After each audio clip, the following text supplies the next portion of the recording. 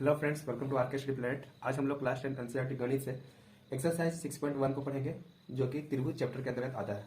ठीक है, तो इस एक्सरसाइज को पढ़ने के लिए कुछ बेसिक्स है, उनको पहले हम लोग जानेंगे। उसके बाद इस एक्सरसाइज को हम लोग हल करेंगे। ठीक है, तो सबसे देखिए, पहले इस चैप्टर का नाम है त्रिभुज। ठीक है, ये चैप्टर 6 है हमारा, ये चैप्टर 6 है। ठीक है, और इसका नाम है त्रिभुज। ठीक, त्रिभुज आपको पता होगा कि त्रिभुज किसे कहते हैं। ठीक है, त्रिभुज जो है यहाँ पे किसे कहेंगे कि तीन भुजाओं से घिरे हुए क्षेत्र को त्रिभुज कहते हैं। ठीक है, देखिए, एक भुजा, ये दो भुजा और ये तीसरा भुजा। ठीक, तीन भुजाओं से घिरे हुए क्षेत्र को त्रिभुज कहते हैं। इसमें तीन भुजाएं होने के साथ साथ तीन कोण भी बनते हैं। ठीक है, तो त्रिभुज के प्रकार अलग अलग होते हैं। ठीक है, कोण के आधार पर अलग अलग होते हैं और भुजाओं के आधार पर अलग अलग होते हैं। देखिए, भुजाओं के आधार पर त्रिभुज जो होते हैं तीन प्रकार के होते हैं और कोण के आधार पर भी त्रिभुज तीन प्रकार के होते हैं। ठीक है, पहला है समबाहु त्रिभुज। सम मतलब होता है बराबर और बाहु मतलब भुजा, यानी कि वैसा त्रिभुज जिसकी सारी भुजाएं बराबर बराबर हो।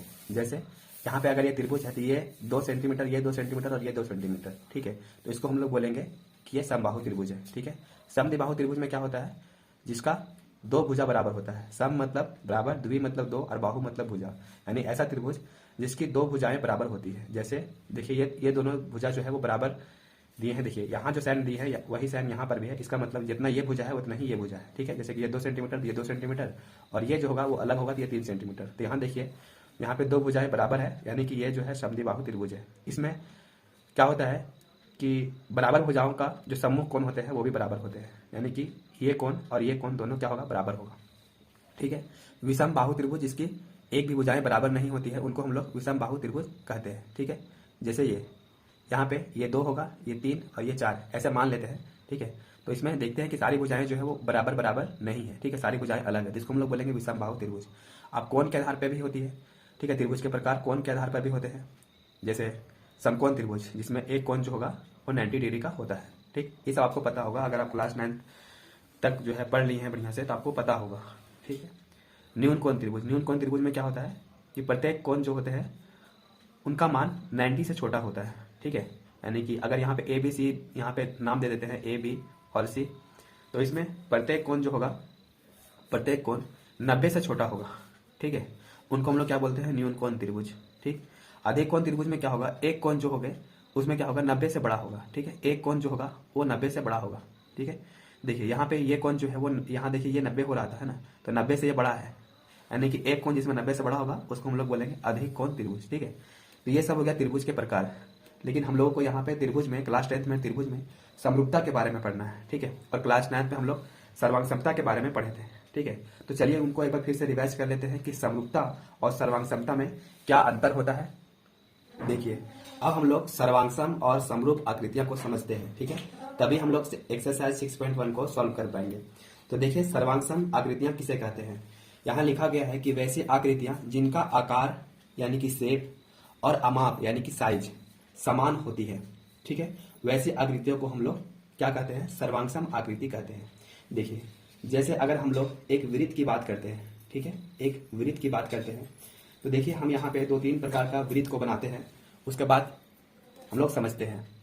तो देखिए, यहाँ पे कुछ फिगर यहाँ पे है दिखाया गया। ठीक है, कुछ फिगर बनाए हैं, उसी से समझते हैं कि सर्वांगसम आकृति क्या होती है। ठीक है, यहाँ पे लिखा गया है कि वैसी आकृतियां जिनका आकार यानी कि शेप और अमाप समान हो। ठीक है, आकार और अमाप यानी कि शेप और साइज, ये दोनों अलग अलग चीजें होती है। ठीक है, देखिए, शेप का मतलब यहाँ पे है कि देखिए ये वृत्त है, ये भी वृत्त है और ये भी वृत्त है और ये भी वृत्त है। ठीक है, ये सारे वृत्त हैं, यानी कि इनका आकार जो है वो वृत्ताकार है। ठीक है, तो इनका आकार जो है यहाँ पे वृत्ताकार है। ठीक है, लेकिन माप, जो अमाप यहाँ पे लिखा गया है, अमाप उसका मतलब साइज होता है। ठीक है, साइज कहने का मतलब है कि अगर ये वृत्त है तो उसका रेडियस कितना कितना है। ठीक है, रेडियस को मापे तो कितना कितना यहाँ पे है। देखिए यहाँ पे 4 सेंटीमीटर है, यहाँ 3 सेंटीमीटर है, यहाँ 2 सेंटीमीटर और यहाँ 3 सेंटीमीटर है।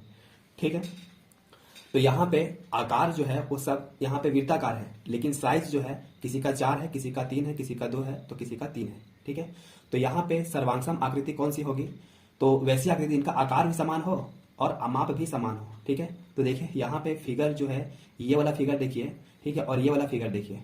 ठीक है, ये दोनों फिगर जो है वो वृत्ताकार है ठीक है, यानी इनका आकार जो हो गया वो समान हो गया। ठीक है, ये भी वृत्ताकार है और ये भी वृत्ताकार है, तो इनका आकार समान है।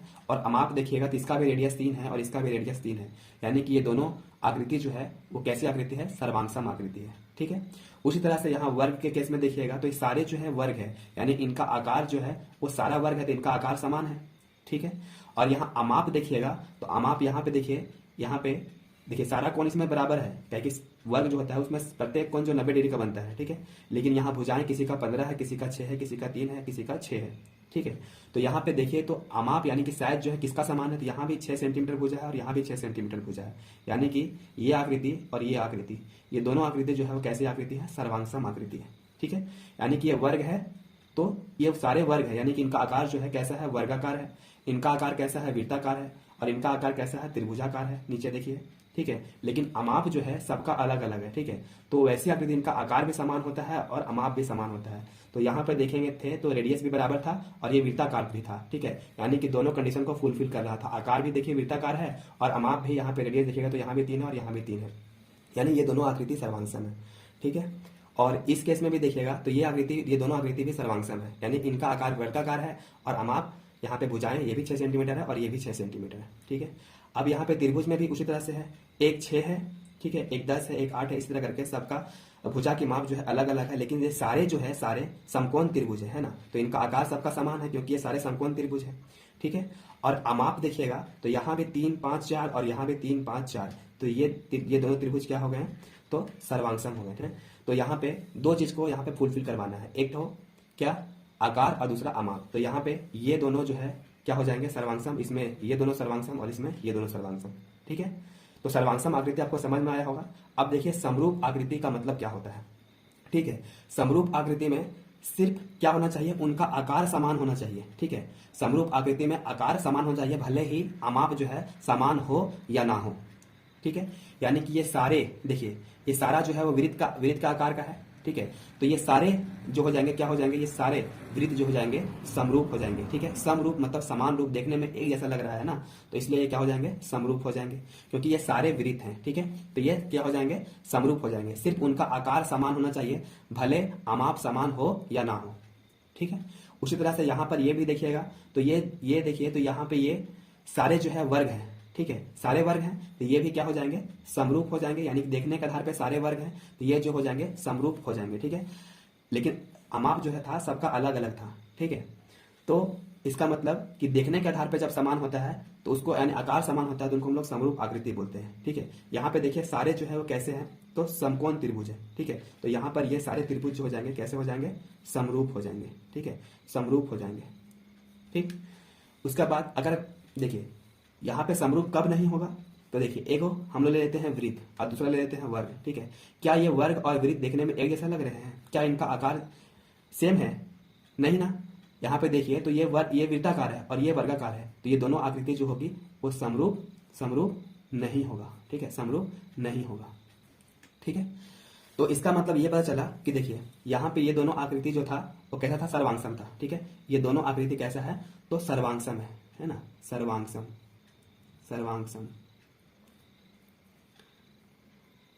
है दोनों आकृति। ठीक है, लेकिन ये सारे आकृति क्या है, समरूप है। ठीक, देखने के आधार पे एक जैसे हैं, लेकिन सर्वांगसम में दो चीज को फुलफिल कराना पड़ता है, आकार और अमाप दोनों चीज। ठीक है, यहाँ पे ये दोनों जो हो जाएंगे क्या हो जाएंगे, सर्वांगसम। ठीक है, सर्वांगसम।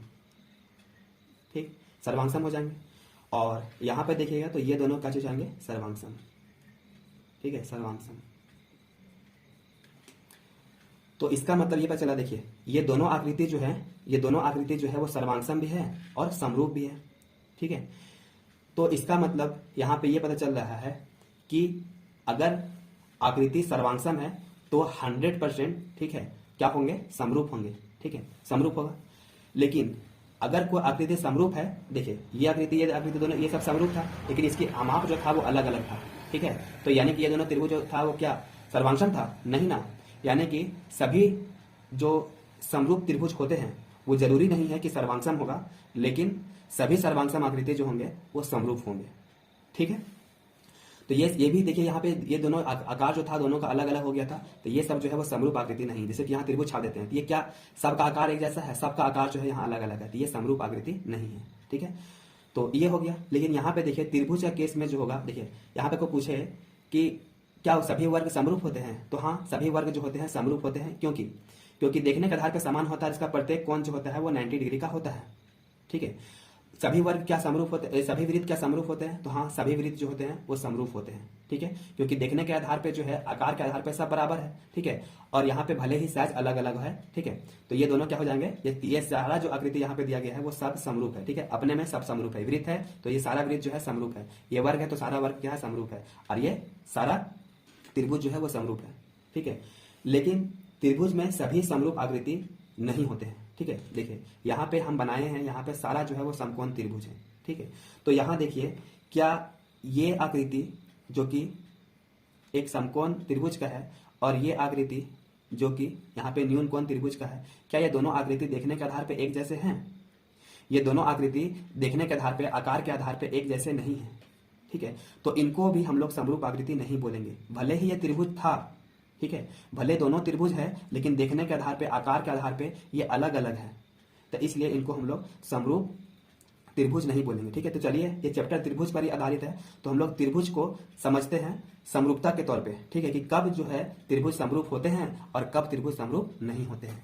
ठीक है, चलिए अब हम लोग समझते हैं त्रिभुजों की समरूपता या फिर त्रिभुजों या फिर बहुभुजों की समरूपता के बारे में, कि कब कब जो बहुभुज होते हैं या फिर त्रिभुज होते हैं वो समरूप होते हैं। ठीक है, ये दो कंडीशन यहाँ पे लिखा गया है कि कब बहुभुज समरूप होते हैं, चाहे वह त्रिभुज हो चाहे वह बहुभुज हो। बहुभुज मतलब जिसमें 3 भुजाएं रहती है तो उनको त्रिभुज बोलते हैं, और 3 से ज्यादा भुजाएं जैसे कि 4 हो गया, पंचभुज हो गया, षष्ठभुज हो गया, उनको हम लोग बहुभुज बोलते हैं। ठीक है, तो यहाँ पे देखिए कुछ कुछ यहाँ फिगर बना हुआ है, इसी से हम लोग समझते हैं। ठीक है, जैसे अभी हमने देखा था कि एक ऐसा त्रिभुज था जो यहाँ पे 90 डिग्री का एंगल बना रहा था। ठीक है, इसको हम लोग समकोण त्रिभुज बोलते हैं। और एक ऐसा त्रिभुज था जो न्यून कोण त्रिभुज था। ठीक है, तो कोई भी त्रिभुज समरूप हो इसके लिए दो कंडीशन होता है। पहला कि संगत कोण बराबर हो। ठीक है, तो यहाँ देखिए क्या ये कोण इस कोण के बराबर है? नहीं है। क्या ये कोण इस कोण के बराबर है? नहीं है। और ये कोण क्या इस कोण के बराबर है? नहीं है। ठीक है, ये सारे कोण जो है वो अलग अलग है, तो इनको हम लोग समरूप आकृति नहीं कहेंगे। ठीक है, अच्छा यहाँ पे देखिए ये दोनों, यहाँ पे दो त्रिभुज है। ठीक है, यहाँ पे सबसे पहला कंडीशन बोलता है कि संगत कोण बराबर हो। ठीक है, संगत कोण कहने का मतलब है कि यहाँ से अगर हम लोग एंगल ए लेते हैं तो यहाँ से एंगल बी लेना पड़ेगा, यहाँ से बी लेते हैं तो यहाँ से क्यू लेना पड़ेगा, और एंगल सी लेते हैं यहाँ से तो एंगल आर लेना पड़ेगा। ठीक है, तो देखिए यहाँ पे एंगल ए के पास हम 2 लाइन का निशान बनाए हैं, और यहाँ पर भी बी के पास 2 लाइन का निशान बनाए हैं, जो यह दर्शाता है कि ये कोण जितना है उतना ही ये भी कोण है। ठीक है, अच्छा यहाँ पे 90 डिग्री का एंगल बन रहा है तो यहाँ भी 90 डिग्री का एंगल बन रहा है। ठीक है, और यहाँ पे एक लाइन खींचे है और यहाँ पर भी एक लाइन खींचे है। इसका मतलब कि कोण ए जो है वो कोण पी के बराबर है, कोण बी जो है वो कोण क्यू के बराबर है, कोण सी जो है वो कोण आर के बराबर है, तो इनको हम लोग संगत कोण कहते हैं। ठीक है, और यहाँ पे देखिएगा तो दोनों त्रिभुज में संगत कोण बराबर बराबर है ना। अब उसके बाद देखते हैं कि संगत भुजाएं एक समान होती है। पहला कंडीशन यहाँ पे फुलफिल हो गया कि संगत कोण यहाँ पे बराबर है। ठीक है, दूसरा क्या, संगत भुजाएं एक ही अनुपात में हो। संगत भुजाएं एक ही अनुपात में हो कहने का मतलब है कि जैसे देखिए ये हमारा एबीसी एक फिगर है जिसमें 3, 4 और 5 भुजाएं यहाँ पे दिया गया है। ठीक है, अगर इन्हीं त्रिभुज को हम लोग इसे मोबाइल में क्या करते हैं, ऐसे करके जूम करते हैं। ठीक है, तो त्रिभुज जो आकृति है जिसको हम लोग जूम करते हैं वही आकृति क्या हो जाती है, बड़ी हो जाती है। ठीक है, तो मान के चलिए इस त्रिभुज है यहाँ पे 3, 4 और 5 भुजाएं वाली जो त्रिभुज है इनको हम लोग क्या कर रहे हैं, जूम कर रहे हैं। ठीक है, ऐसे करके जूम कर रहे हैं। जूम करेंगे तो क्या हो जाएगा, ये 3 था, ये इसका दुगुना हो जाएगा। ठीक है, यही आकृति जो है बड़ी दिखेगी, है ना। तो जो 3 सेंटीमीटर जो दिख रहा था वो 6 सेंटीमीटर हो गया, और ये 4 था वो 8 हो गया, और ये 5 था ये कितना हो गया है, 10 हो गया, यानी कि यही आकृति जो है वो दुगनी बड़ी हो गई है। ठीक है, तो इनका अगर हम लोग संगत हो जाएंगे इनको कहेंगे, जैसे कि यहाँ से ए बी लेंगे तो यहाँ से पी क्यू जो है लेना पड़ेगा, यहाँ से बी सी लेंगे तो यहाँ से क्यू आर लेना पड़ेगा, और जहाँ से अगर ए सी लेंगे तो यहाँ से पी आर लेना पड़ेगा। तो इनको हम लोग क्या कहते हैं, संगत भुजाएं कहते हैं। तो संगत भुजाएं एक ही अनुपात में होना चाहिए। ठीक है, तो जैसे देखिए यहाँ से अगर हम लोग ए बी लेंगे, ठीक है, तो यहाँ से क्या लेना पड़ेगा, पी क्यू। ठीक है, पी क्यू लेंगे तो यहाँ पे देखिए ए बी यहाँ पे 3 है और पी क्यू यहाँ से 6 है। ठीक है, तो इनको हम लोग अगर हम लोग काटते हैं तो कितना बचेगा, 1/2 बचेगा। ठीक है, अच्छा यहाँ से जब BC लेंगे तो यहाँ से क्या लेना पड़ेगा, QR लेना पड़ेगा। ठीक है, और कितना कितना है तो 4/8 है। ठीक है, और काटेंगे तो कितना हो जाएगा, 1/2 आ गया। ठीक है, अच्छा यहाँ से अगर AC लेंगे, है ना, AC लेंगे तो यहाँ से PR लेना पड़ेगा, क्योंकि इन्हीं को हम लोग क्या बोलते हैं, संगत भुजाएं कहते हैं। ठीक है, तो यहाँ पे हो जाएगा 5 और नीचे हो जाएगा 10, काटेंगे तो यहाँ पे 1/2। देखिए यहाँ पे देखिएगा तो संगत भुजाएं जो लिए थे इनका अनुपात जो है 1/2 आया है, सभी में 1/2 ही आया है। ठीक है, तो इसलिए ये दोनों त्रिभुज जो होगा क्या हो जाएगा, समरूप हो जाएगा। ठीक है, तो यहाँ पे लिख सकते हैं कि ABC जो त्रिभुज ए बी सी है और त्रिभुज जो हमारा पी क्यू आर है, पी क्यू आर, ठीक है, ये क्या है, समरूप है। और समरूप का साइन जो होता है ऐसे करके देते हैं, ठीक है, ऐसे करके उल्टा एस जैसा, ठीक है, एस जैसा देते हैं। तो ये हमारा दोनों त्रिभुज जो हो गया, क्या हो गया, समरूप हो गया, ठीक है। तो कोई भी आकृति है, अगर बहुभुज है, यहाँ पे 3 भुजा था, यहाँ 4 भुजा है, अगर 5 भुजा रहेगा तो उसमें देखना क्या है, तो संगत कोण क्या आपस में बराबर है। जैसे कि यहाँ पे ए बराबर पी था, बी बराबर क्यू था, सी बराबर आर था, ठीक है। तो ये होना चाहिए, संगत कोण बराबर होना चाहिए। दूसरा क्या, संगत भुजाएं भी एक ही अनुपात में विभाजित होना चाहिए। यानी कि यहाँ से ए बी और पी क्यू जो लिए थे, इनका रेशियो आया है 1/2। यहाँ से बी सी और क्यू आर लिए थे, इनका भी रेशियो 1/2 आया है, सभी में 1/2 ही आया है, ठीक है। तो इसलिए ये दोनों त्रिभुज क्या हो जाएंगे, समरूप हो जाएंगे, ठीक है। अच्छा, इसमें देखते हैं, तो देखिए एक हम यहाँ वर्ग लिए हैं और एक हम यहाँ आयत लिए हैं, ठीक है। एक वर्ग लिए हैं और एक आयत लिए हैं। यहाँ पे पहला कंडीशन है कि संगत कोण बराबर हो, ठीक है। देखिए आप जानते हैं कि चाहे वर्ग हो चाहे आयत हो, दोनों में जो कोण बनते हैं वो प्रत्येक कोण जो होता है 90 डिग्री का बनता है, ठीक है। इसमें भी, वर्ग में भी और आयत में भी, दोनों में 90 डिग्री का कोण बनता है। तो इसका मतलब पहला कंडीशन तो फुलफिल कर गया कि संगत कोण बराबर हो, तो यहाँ संगत कोण बराबर है, ठीक है। लेकिन संगत भुजाएं भी बराबर होनी चाहिए। जैसे यहाँ 3 है तो यहाँ भी 3 है, यहाँ 3 है तो यहाँ भी 3 है, लेकिन यहाँ 3 सेंटीमीटर है और यहाँ देखिए तो 3.5 दिया हुआ है, ठीक है, 3.5 है। और यहाँ भी देखिए 3 है तो यहाँ 3.5 है। तो क्या संगत भुजाएं आपस में बराबर हुआ, संगत भुजाएं आपस में बराबर नहीं हुआ। भले ही कोण बराबर हो गया लेकिन संगत भुजाएं आपस में बराबर नहीं हुआ। इसलिए ये दोनों जो है आकृति, यानी कि ये वर्ग और आयत जो है वो समरूप नहीं है, ठीक है। अगला देखिए, जैसे यहाँ देखिए, यहाँ पे क्या है, तो यहाँ पे देखते हैं, तो यहाँ पे एंगल जो बन रहा है, ठीक है, यहाँ पे एंगल जो है वो बन रहा है। तो यहाँ पे 2.1 है, तो यहाँ पे 4.2 है, यहाँ पे 2.1 है, सब में 4.2 करके है, ठीक है। अगर इनका हम लोग क्या निकालेंगे, समान अनुपात निकालेंगे, ठीक है। जैसे कि यहाँ इसका नाम दे देते हैं, तो ए बी और ये सी और ये डी, और यहाँ पे नाम देते हैं इसको, तो हो जाएगा पी, है ना, क्यू आर और एस।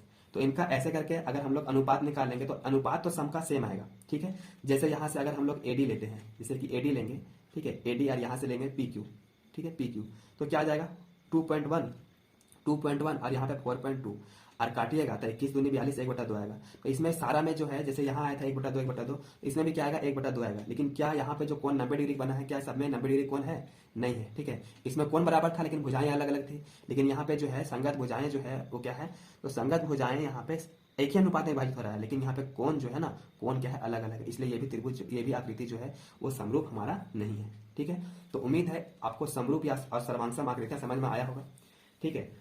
तो चलिए अब हम लोग एक्सरसाइज में चलते हैं, देखते हैं क्या क्या यहाँ पे क्वेश्चन दिया हुआ है। तो देखिए प्रश्नावली 6.1 है और इसमें पहला क्वेश्चन बोला जा रहा है कि सभी वृत्त होते हैं, क्या होते हैं, सर्वांगसम होते हैं या समरूप होते हैं, ठीक है।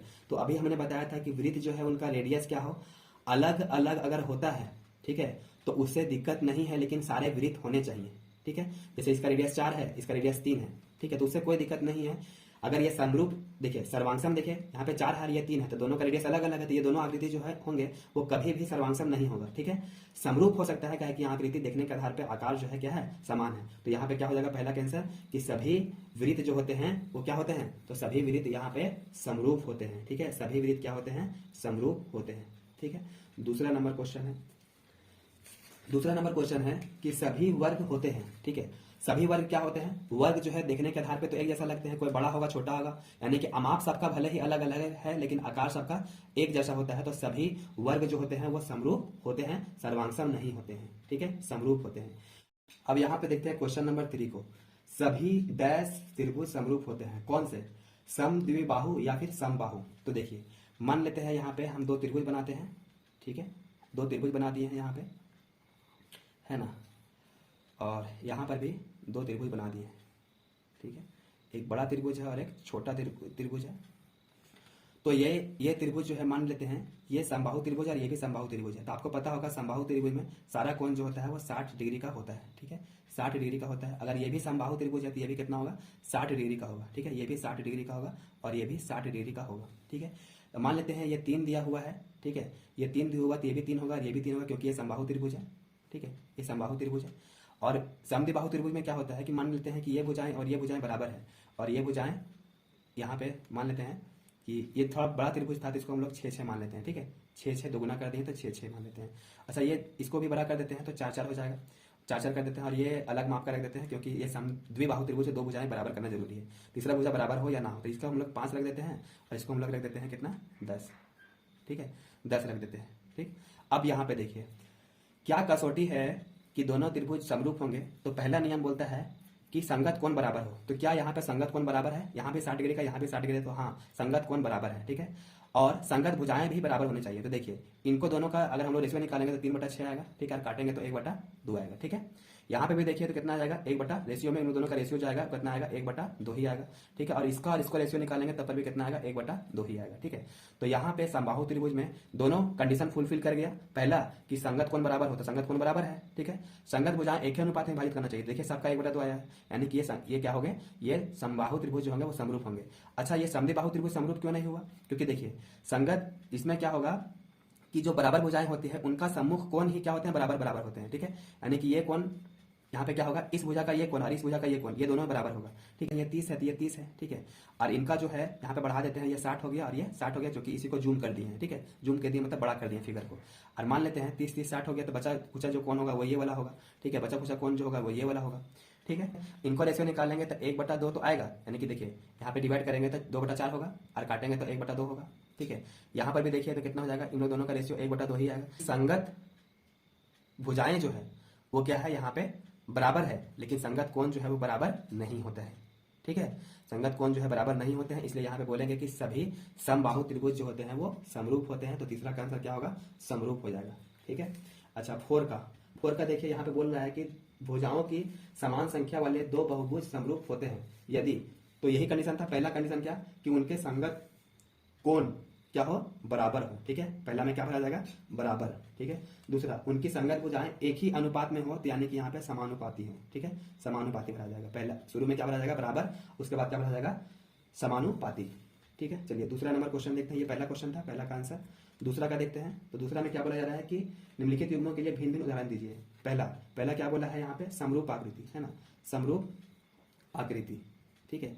समरूप आकृति का उदाहरण दे सकते हैं कि दो हम लोग वृत्त बना देते हैं, ठीक है, दो वृत्त बना देते हैं और दोनों का त्रिज्या अलग अलग है, 3 सेंटीमीटर है और इसका ये 2 सेंटीमीटर है, ठीक है। तो ये जो है, ये वृत्त और ये वृत्त क्या हो जाएंगे, समरूप हो जाएंगे, क्योंकि आकार के आधार पर दोनों तो वृत्त है, ठीक है, लेकिन उनका अमाप जो है वो अलग अलग है। एक का रेडियस 3 है और एक का 2, लेकिन ये दोनों क्या है, समरूप है, ठीक है। दूसरा क्या है, एक ऐसी आकृति, ठीक है, एक ऐसे यहाँ लिख सकते हैं कि सभी वृत्त, है ना, और एक ऐसी आकृति जो समरूप नहीं है, एक ऐसी आकृति जो समरूप नहीं है। तो समरूप नहीं का फिगर बना सकते हैं, ठीक है। तो समरूप नहीं का फिगर क्या हो जाएगा, तो एक हम लोग बना देते हैं वर्ग और दूसरा बना देते हैं वृत्त, ठीक है। तो क्या ये दोनों आकार देखने में कैसा लग रहा है, नहीं लग रहा है, तो इसका दूसरा का आंसर एक वर्ग और एक वृत्त हो सकता है, ठीक है। चलिए अब आगे देखते हैं तीसरा नंबर क्वेश्चन, ठीक है। अब देखिए हमारे पास जो आकृति है तीसरा में, कि यहाँ पे देखिए ये भुजाएं जो है वो 1.5 है, 1.5 है, सारे 1.5 है, ठीक है। एक यहाँ पे देखिए तो इसका नाम है एस पी क्यू आर और एस, ठीक है। और इसका नाम है ए बी सी और ये डी, ठीक है। तो यहाँ पे देखेंगे तो यहाँ पे सारा का 90 डिग्री का है, ठीक है। कोण जो है यहाँ पे 90 डिग्री का है। तो क्या यहाँ पे कोण 90 डिग्री का बन रहा है, तो नहीं बन रहा है। तो यहाँ पे देखेंगे तो संगत कोण जो है वो बराबर नहीं है। जब संगत कोण बराबर नहीं है तो ये आकृति दोनों क्या होगा, समरूप नहीं होगा, समरूप नहीं होगा। भले ही इनकी भुजाएं समान अनुपात में विभाजित हो रही है। देखिए यहाँ पे 1.5 और यहाँ पे 3 है, तो यहाँ से एस और डीसी लीजिएगा तो यहाँ हो जाएगा 1.5 हो जाएगा और यहाँ पे 3 हो जाएगा। पॉइंट हटाएंगे तो 0 हो जाएगा, 15 का 15, 15 दूनी 30, यानी ये 1/2 में आ गया, ठीक है। सारा का जो है 1/2 ही आएगा, है ना। तो यानी कि भले ही संगत भुजाएं का अनुपात समान है, लेकिन यहाँ पे कोण बराबर नहीं है, इसकी वजह से ये दोनों आकृति जो हो गई वो समरूप नहीं होंगी, ठीक है। तो चलिए हम लोग फिर मिलते हैं अगले वीडियो में। इस वीडियो को आपने पूरा देखा, इस वीडियो को देखने के लिए आपका बहुत बहुत धन्यवाद, ठीक है। अगला जो वीडियो होगा वो हम लोग 6.2 को सॉल्व करेंगे और 6.1 जो प्रमेय है जिसको थेल्स प्रमेय कहते हैं, ठीक है, और 6.2 को थेल्स प्रमेय का विलोम, ये दोनों को हम लोग क्या करेंगे, इसको सॉल्व करेंगे, ठीक है। तो चलिए मिलते हैं हम लोग नेक्स्ट वीडियो में।